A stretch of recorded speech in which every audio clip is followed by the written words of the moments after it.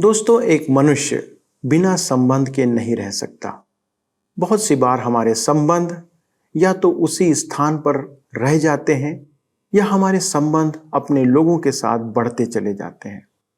परंतु परमेश्वर के साथ जो हमारा संबंध है, उसके लिए भी आवश्यक है कि वो प्रतिदिन बढ़ता चला जाए। क्या आज आपका संबंध परमेश्वर के साथ उसी स्थान पर है जैसा कि कुछ महीने पहले या कुछ साल पहले था? आप कैसे परमेश्वर के संबंधों में बढ़ सकते हैं, इस बात को जानना आवश्यक है। और यदि आप जानना चाहते हैं तो आइए मेरे साथ इस अध्ययन में शामिल हो जाइए।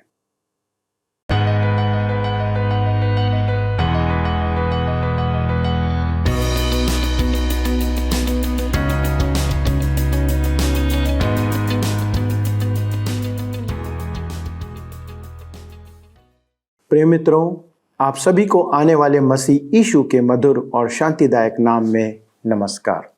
आशा है आप परमेश्वर के अनुग्रह में बढ़ रहे हैं और इस अध्ययन के द्वारा परमेश्वर के प्रेम को समझकर उसके साथ एक दृढ़ और आत्मिक संबंध में बढ़ते जा रहे हैं। दोस्तों, सत्यवचन के एक और अंक में आपका स्वागत है और मैं अपने नए दर्शकों को बता देना चाहता हूं कि इन दिनों हम श्रेष्ठ गीत नामक पुस्तक का अध्ययन कर रहे हैं, जो मसीह के साथ कलीसिया या आपके प्रेम संबंधों की अद्भुत व्याख्या करता है। दोस्तों, मानव जीवन एक अशांत जीवन है, एक ऐसा जीवन है जिसमें तसल्ली नहीं है, अपूर्ण जीवन है। पर मसीह के साथ संबंध स्थापित होने के बाद हमें शांति प्राप्त होती है, जो सारे संसार को प्राप्त करने के बाद भी हमें नहीं मिल सकती।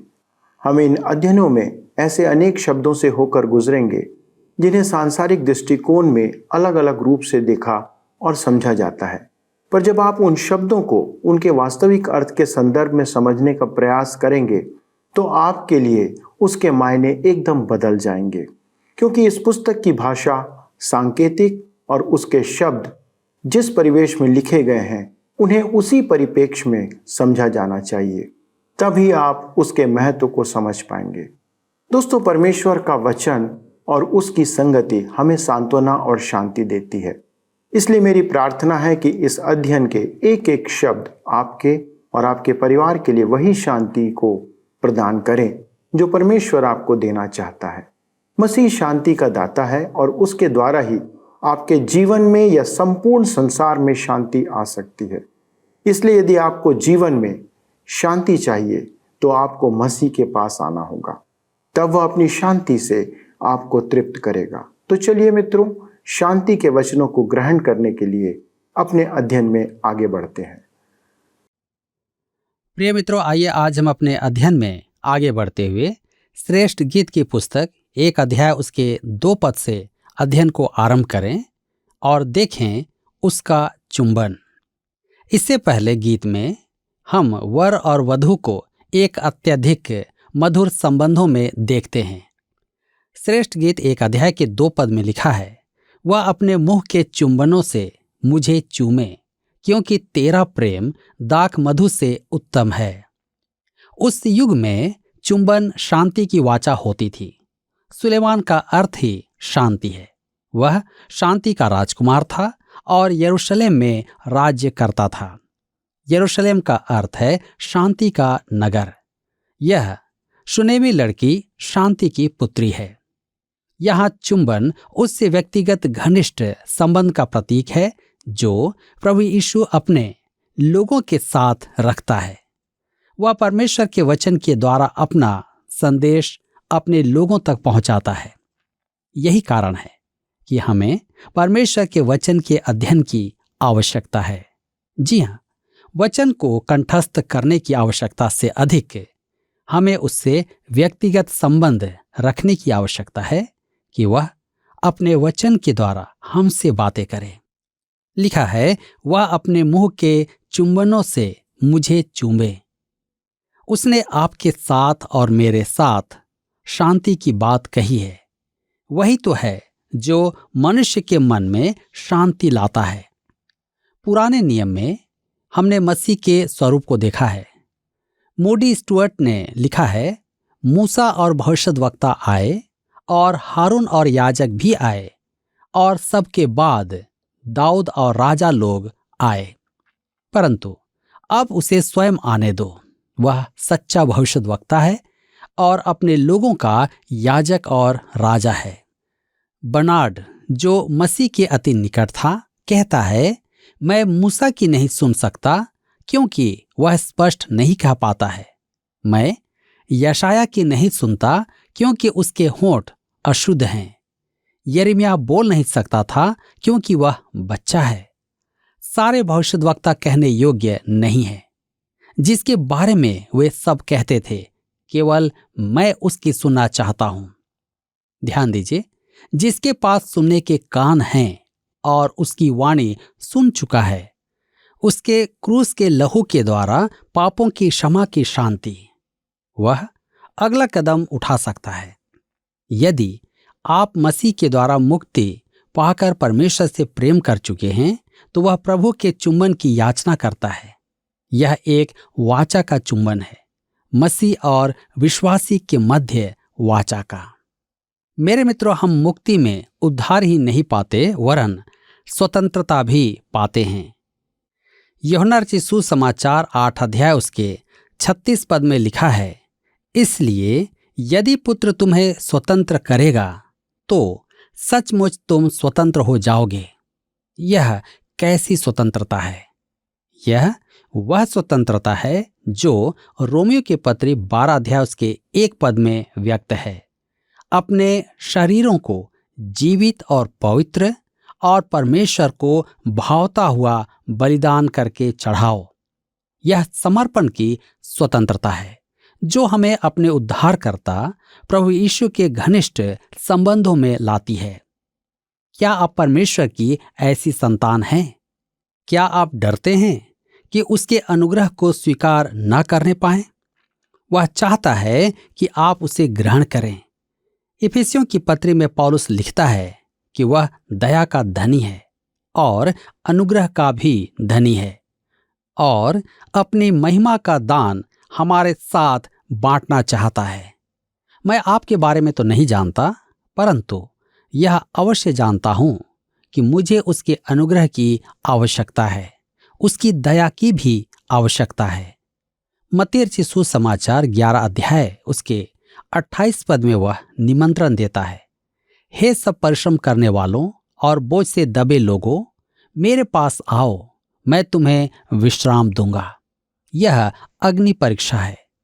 यह सब्त के दिन का विश्राम नहीं है, यह 7 दिन का विश्राम है, उसकी परिपूर्ण मुक्ति का विश्राम। आगे मत्ती रचित सुसमाचार 11 अध्याय उसके 29 और 30 पद में प्रभु यीशु कहते हैं, मेरा जुआ अपने ऊपर उठा लो और मुझसे सीखो, क्योंकि मैं नम्र और मन में दीन हूं, और तुम अपने मन में विश्राम पाओगे, क्योंकि मेरा जुआ सहज और मेरा बोझ हल्का है। उसका जुआ उठाना एक अद्भुत और महिमामय संबंध है। वही है जो आपकी बोझ उठा लेता है। अर्स्किन ने एक कविता लिखी, उसका मुख स्वर्ग का आनंद प्रकट करता है, उसके चुंबन स्वर्ग के हैं, क्षमा और अनंत प्रेम की प्रतिज्ञा और मुहर हैं। तब कहता है, उसका प्रेम, तेरा प्रेम दाख मधु से भी उत्तम है। उस युग में दाख मधु का अर्थ था इस संसार की सब सुख सुविधाएं। वह मन के सर्वोत्तम आनंद का प्रतीक था। इफिसियों की पत्री 5 अध्याय उसके 18 पद में पौलुस कहता है, दाखरस से मतवाले न बनो, पर आत्मा से परिपूर्ण होते जाओ। उफ! पवित्र आत्मा से भरने के द्वारा ही हम उस उत्साह का अनुभव पाएंगे। मसीह के होने के लिए उसकी सहभागिता के उन्माद और हर्षातिरेक से पूर्ण हो जाना है। मेरे मित्रों, मैं जो कह रहा हूं वह न तो आप और न ही मैं अधिक जानता हूं। हम कलीसिया में हैं, हम समर्पित विश्वासी होने की बात करते हैं, क्योंकि हम दीमकों के समान व्यस्त रहते हैं। हमारा स्वभाव ऐसा होना चाहिए जैसा पतरस ने लिखा है, पहला पतरस 1 अध्याय के 8 पद में, उससे तुम बिन देखे प्रेम रखते हो और अब तो उस पर बिन देखे भी विश्वास करके ऐसे आनंदित और मगन होते हो जो वर्णन से बाहर और महिमा से भरा हुआ है। तब हम हबक्कूक की पुस्तक 3 अध्याय उसके 17 और 18 पद में पढ़ते हैं। लिखा है, क्योंकि चाहे अंजीर के वृक्षों में फूल न लगे और न दाखलताओं में फल लगे, जलपाई के वृक्ष से केवल धोखा पाया जाए और खेतों में अन्न न उपजे, भेड़शालाओं में भेड़ बकरियां न रहें और न थानों में गाय बैल हों, तो भी मैं यहोवा के कारण आनंदित और मगन रहूंगा और अपने उद्धारकर्ता परमेश्वर के द्वारा अति प्रसन्न रहूंगा। क्या आप ऐसी दशा में हैं? अतः आश्चर्य नहीं कि वह कहता है, तेरा प्रेम दाख मधु से उत्तम है। मैं श्रद्धाहीन नहीं होना चाहता, परंतु पूछना चाहता हूं कि क्या आपको जीवन का आनंद प्राप्त हो रहा है? यह आनंद का एक मार्ग है। दाखरस से आपको पीने की लत लग जाएगी। शराब कुछ समय के लिए शांति प्रदान करती है, परंतु वह पतन का मार्ग है। मेरे मित्रों, परमेश्वर के आत्मा को अपने जीवन में आने दें। वह आपके जीवन में परमेश्वर का आनंद भर देगा। यह भी एक कारण है कि हमें पवित्र आत्मा से भरना है। हम श्रेष्ठ गीत 1 अध्याय के 3 पद में आगे पढ़ते हैं, तेरे भांति भांति के इत्रों की सुगंध उत्तम है, तेरा नाम उंडेले हुए इत्र के तुल्य है, इसलिए कुमारियां तुझसे प्रेम रखती हैं। प्रभु यीशु के जन्म पर उसे गंधरस भेंट चढ़ाई गई थी। उसकी मृत्यु के बाद उसकी मृतक देह पर गंधरस लगाया गया था। जन्म से मरण तक उसके संपूर्ण सांसारिक जीवन में इत्र की सुगंध व्याप्त थी। क्रूस पर उसकी मृत्यु के समय उसके प्रेम की सुगंध व्याप्त थी। हम आगे देखते हैं उसके आकर्षण की शक्ति। श्रेष्ठ गीत 1 के 4 में लिखा है, मुझे खींच ले, हम तेरे पीछे दौड़ेंगे, राजा मुझे अपने महल में ले आया है। हम तुझ में मगन और आनंदित होंगे। हम दाख मधु से अधिक तेरे प्रेम की चर्चा करेंगे। वे ठीक ही तुझसे प्रेम रखती हैं। यह धर्मशास्त्र का एक अद्भुत अंश है। यह उस मनुष्य की अभिव्यक्ति है जो प्रभु यीशु से प्रेम करता है और उसके घनिष्ठ संबंध में बना रहता है। इससे यह भी प्रकट होता है कि हम ऐसी स्थिति में पहुंच नहीं पाते हैं। वह बहुत ऊंची है, अतः हम कहते हैं कि मुझे खींच ले। बोनर ने अपने प्रेम को इस प्रकार व्यक्त किया है, मैं यीशु इमानुएल प्रभु मसीह के नाम से प्रेम करता हूं। उसका नाम हवा में इत्र की सुगंध सा सर्वत्र उड़ता रहता है। यीशु के नाम का अर्थ आपके लिए क्या है? यदि आपको ऐसा प्रतीत होता है कि आपने स्वयं पर अद्भुत संबंध का अनुभव नहीं पाया है, तो वधू की वाणी सुनकर प्रतिक्रिया दिखाएं, मुझे खींच ले। आप परमेश्वर की संतान हैं तो कहें, मुझे खींच ले। उसे आपको उठाने दे और उस स्थान पर लाने दे जहां आप स्वयं नहीं पहुंच सकते। यह जान लीजिए कि आप स्वयं उस ऊंचे स्थान पर नहीं पहुंच सकते हैं। फ्रांसिस क्वार्लेस ने इस विचार को अति उत्तम रीति से प्रस्तुत किया है। लट्ठे के समान उसे बोझ है, वह कीड़ा जो अज्ञात है और मरता नहीं। मुझ में उठने की इच्छा नहीं है और न ही सामर्थ्य है, क्योंकि पानी में पड़ी कुल्हाड़ी क्या उसे उठाने वाले हाथ से निवेदन करेगी या स्वयं ऊपर आ जाएगी? क्या उसकी गहराई में सूखा किनारा होगा? मेरे प्रियो, पापी देह और लहू के लिए यह काम बहुत कठिन है कि भलाई के लिए थोड़ी सी भी सहायता करे।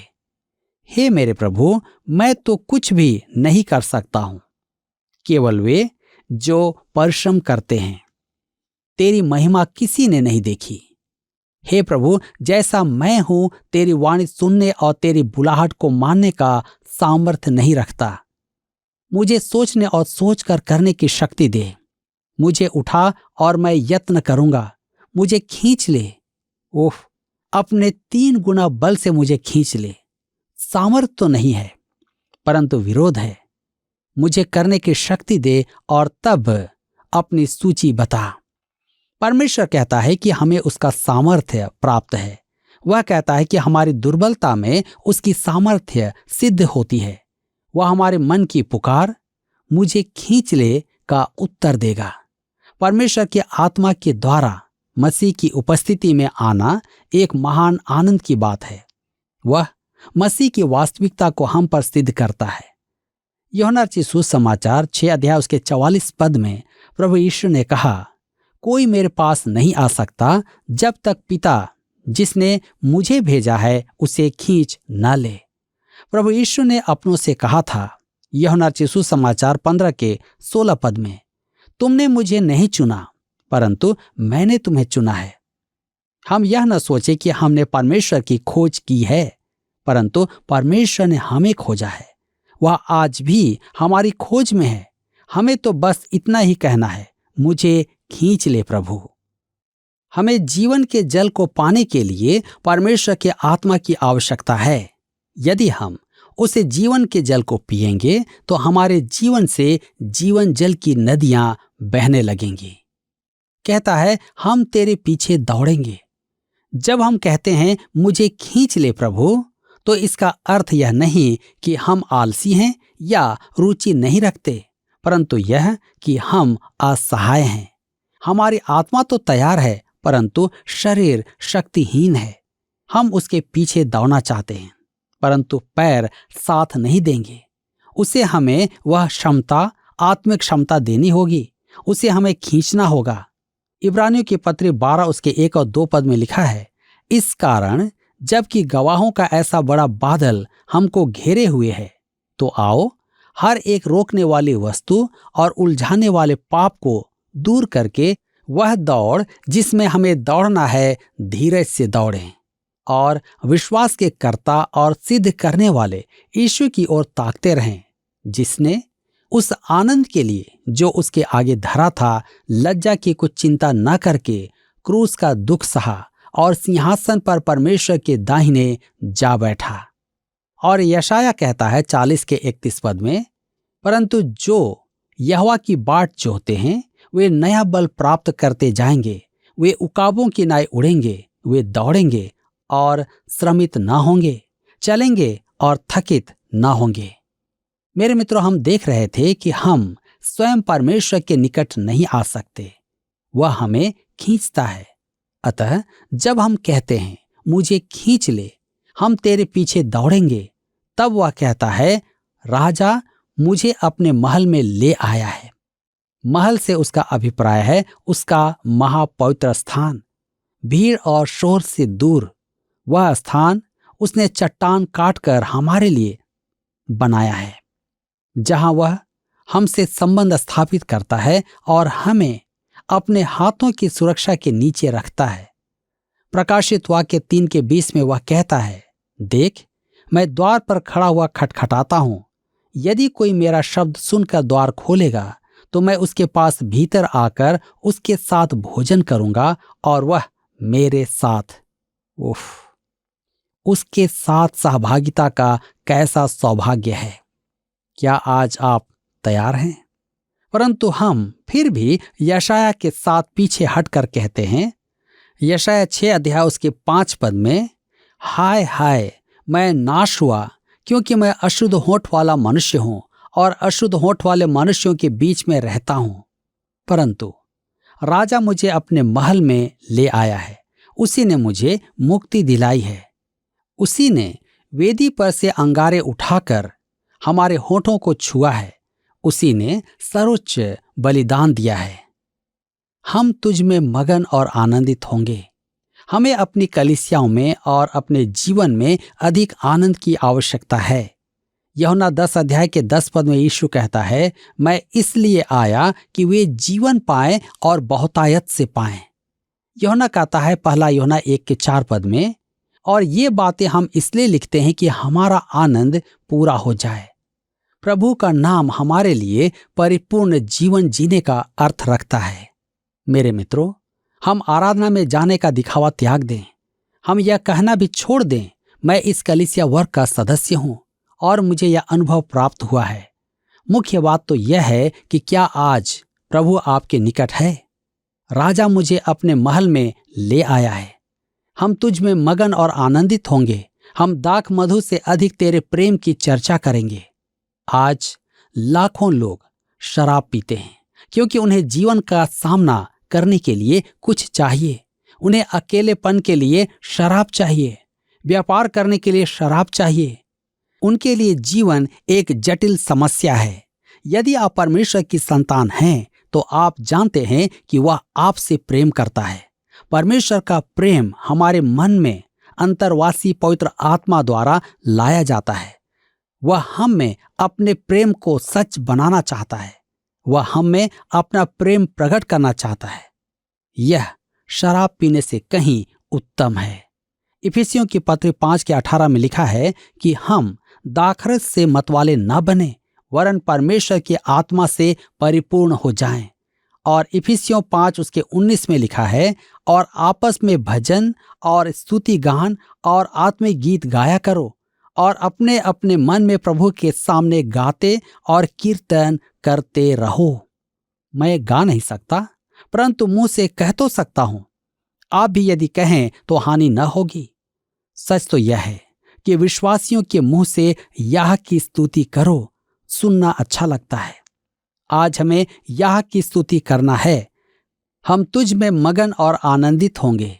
हम दाखमधु से अधिक तेरे प्रेम की चर्चा करेंगे। वे ठीक ही तुझसे प्रेम रखती है। यह वे कौन हैं? ये वे लोग हैं जो उसके हैं। वे कहते हैं, मुझे खींच ले। उसने उन्हें पांव पर खड़ा किया है और उन्हें जीवन की दौड़ दौड़ना है तथा अपने उद्धार के कर्ता एवं विश्वास के पूरा करने वाले यीशु को निहारना है। मसीही जीवन प्रेमालाप है। हम उससे प्रेम करते हैं क्योंकि पहले उसने हमसे प्रेम किया। उसने हमसे इतना प्रेम किया कि अपने प्राणों की आहुति दे दी, अपने आप को बलिदान कर दिया। अब वह हमसे कहता है, मुझे तेरे प्रेम की आवश्यकता है। यह मुहर लगी बात है। यदि आप उससे प्रेम नहीं करते तो व्यर्थ का दिखावा न करें। सत्य निष्ठा से इसे ढोंग का त्याग करें। यदि आप उससे प्रेम नहीं करते तो यह सब अर्थहीन नाटक है। अब विश्वासी के प्रेम की प्रतिक्रिया देखें। भजन संहिता 63:1 में, हे परमेश्वर, तू मेरा ईश्वर है। मैं तुझे यत्न से ढूंढूंगा। सूखी और निर्जल ऊसर भूमि पर मेरा मन तेरा प्यासा है, मेरा शरीर तेरा अति अभिलाषी है। मेरे मित्रों, क्या आप परमेश्वर के प्यासे हैं? प्रभु यीशु ने कहा यूहन्ना 7:37 में, यदि कोई प्यासा हो तो मेरे पास आए और पिए। भजन संहिता 63:2 में लिखा है, तेरी सामर्थ और महिमा को देखूं, मैंने पवित्र स्थान में तुझ पर दृष्टि की। भजन 63:3-5 में लिखा है, क्योंकि तेरी करुणा जीवन से भी उत्तम है, मैं तेरी प्रशंसा करूंगा। इसी प्रकार मैं जीवन भर तुझे धन्य कहता रहूंगा और तेरा नाम लेकर अपने हाथ उठाऊंगा। मेरा जीव मानो चर्बी और चिकने भोजन से तृप्त होगा और मैं जय जयकार करके तेरी स्तुति करूंगा। मेरे मित्रों, हमारे होंठ उसकी स्तुति में व्यस्त हो जाएं। भजन 63:7 में लिखा है, क्योंकि तू मेरा सहायक बना है, इसलिए मैं तेरे पंखों की छाया में जय जयकार करूंगा। आपको स्मरण होगा कि यीशु ने मत्ती सुसमाचार 23:37 में कहा था कि वह यरूशलेम को अपने पंखों की छांव में ले लेना चाहता था, जैसे मुर्गी अपने बच्चों को अपने पंखों में छिपा लेती है। इससे प्रभु यीशु का प्रेम और असहायों के लिए सुरक्षा की इच्छा प्रकट होती है। भजन 63:8-11 में लिखा है, मेरा मन तेरे पीछे पीछे लगा चलता है और मुझे तो तू अपने दाहिने हाथ से थाम रखता है, परंतु जो मेरे प्राण के खोजी हैं वे पृथ्वी के नीचे स्थानों में जा पड़ेंगे। वे तलवार से मारे जाएंगे और गीदड़ों का आहार हो जाएंगे, परंतु राजा परमेश्वर के कारण आनंदित होगा। जो कोई ईश्वर की शपथ खाए वह बड़ाई करने पाएगा, परंतु झूठ बोलने वालों का मुंह बंद किया जाएगा। मसीह के प्रति विश्वासी की भक्ति का यह कैसा अद्भुत चित्रण है। मेरे प्रियो, आज हमारे अध्ययन का समय यहाँ पर समाप्त होता है। मुझे आशा है कि आज का वचन अवश्य आपके जीवन के लिए आशीष का कारण बना है। प्रभु आप सबको आशीष दे। दोस्तों, आज एक विशेष बात हमने देखी कि यदि आप परमेश्वर के साथ संबंधों में बढ़ना चाहते हैं तो आपको उसे अपने पास ऊपर खींचने के लिए विनती करना होगा। बहुत से विश्वासी अपने जीवन में एक संतुष्ट जीवन जीते हैं। कहने का अर्थ है कि वे मसीह के साथ बढ़ना नहीं चाहते या बढ़ने की अभिलाषा नहीं रखते हैं। मसीह के साथ संबंध बनाना एक बात है और उसके साथ संबंध में बढ़ते जाना दूसरी बात है। विवाह उपरांत एक पति और पत्नी का संबंध समय और परिस्थितियों के साथ बढ़ता जाता है। हमारे संबंधों में भरोसे में, विश्वास में, निर्भरता में संबंध बढ़ता चला जाता है। एक समय आता है जब हम बिना कहे ही एक दूसरे की बातों को समझ जाते हैं। यह है संबंधों का विस्तार या मजबूती। परमेश्वर के साथ हमारा संबंध भी ऐसा ही होना चाहिए। हम परमेश्वर के लिए उतने ही बड़े बच्चे हैं जैसे कई साल पहले थे। क्या आपने कभी विचार किया कि एक माता पिता का कोई बच्चा अगर शरीर से वयस्क होता जाए पर दिमाग और समझ में बालक ही रहे तो उस माता पिता को कितना बुरा लगता होगा। उसी प्रकार यदि हम परमेश्वर के लिए भी आत्मिक तौर पर वयस्क नहीं होते या बढ़ते नहीं हैं तो परमेश्वर को भी उतना ही बुरा लगता है। मित्रों, मसीही जीवन में भी उन्नति आवश्यक है। परमेश्वर के साथ संबंधों में, वचन की शिक्षा में, परमेश्वर की बातों की समझ में बढ़ना आवश्यक है। परमेश्वर सभी विश्वासियों से यह अपेक्षा करता है। हम परमेश्वर के साथ एक तरफे प्रेम में नहीं रह सकते। हमें भी परमेश्वर के प्रेम का प्रत्युत्तर देना होगा। कोई भी मनुष्य परमेश्वर के प्रेम का तिरस्कार करके बच नहीं सकता। एक दिन सभी को परमेश्वर के सामने उस बात का उत्तर देना होगा कि हमने परमेश्वर के द्वारा प्रकट किए गए प्रेम को कैसे लिया। क्या हमने उसे अपनाया या उसे ठुकराया? और यदि अपनाया तो क्या उसमें बढ़ते गए या नहीं? पर यदि ठुकराया तो फिर क्यों ठुकराया?